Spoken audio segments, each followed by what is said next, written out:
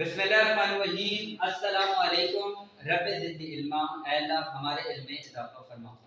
بچوں، میں آپ کا معلم سر نوید الدین نقشبندی آپ کے سامنے ایک دفعہ پھر حاضر ہیں، اور آج کا ہمارا موضوع ہے محاورات۔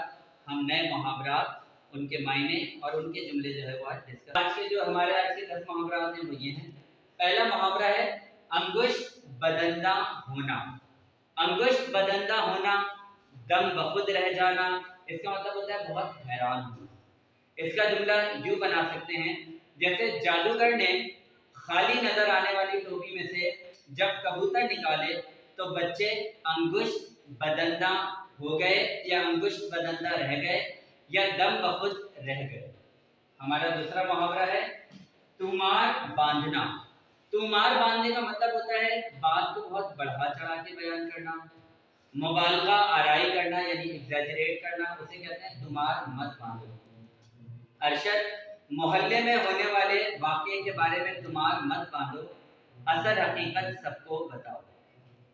تیسرا ہمارا محاورہ ہے ڈنکا بجنا یا ڈنکا بجانا۔ اس کا جملہ یوں بن سکتا ہے کہ ہمارے پیارے نبی کریم صلی اللہ علیہ وسلم نے پوری دنیا میں اسلام کا ڈنکا بجایا۔ نمبر 4 ہے حرف آنا۔ حرف آنا مطلب کسی کی بدنامی ہونا۔ ارشد کی بری حرکتوں کی وجہ سے اس کے خاندان کے نام پر حرف آ گیا ہے۔ نمبر 5 ہے لال پیلا ہونا یا بر افروختہ ہونا۔ اس کا مطلب ہوتا ہے بہت غصے میں آنا۔ ملازمہ نے قیمتی برتن توڑا تو مالکن لال پیلی ہو گئی، یا مالکن بر افروختہ ہو گئی، یعنی بہت غصے میں آ گئی۔ ہم آگے چلتے ہیں۔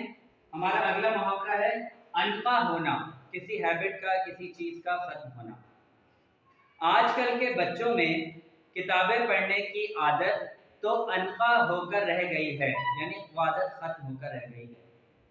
اگلا محاورہ ہے رونگٹے کھڑے ہونا، خوف زدہ ہونا۔ رات کے وقت گلی میں کسی کی چیخ کی آواز سن کر ندا کے رونگٹے کھڑے ہو گئے، یعنی وہ بہت خوفزدہ ہو گئی۔ اگلا ہے لیتو لال کرنا یا 3-5 کرنا، مطلب بہانے بازی کرنا یا ٹال مٹول کرنا۔ مالک مکان نے کرایہ مانگا تو کرایہ دار لیتو لال کرنے لگا یا 3-5 کرنے لگا، مطلب بہانے بازی۔ نمبر 9 ہے بغلیں جھانکنا۔ اس کا مطلب ہوتا ہے بہت شرمندہ ہونا۔ معلم نے جب ریاضی کا مشکل سوال نالائق طالب علم سے پوچھا، نالائق مطلب جو اچھا نہیں پڑھتا، نالائق طالب علم سے پوچھا تو وہ بغلیں جھانکنے لگا۔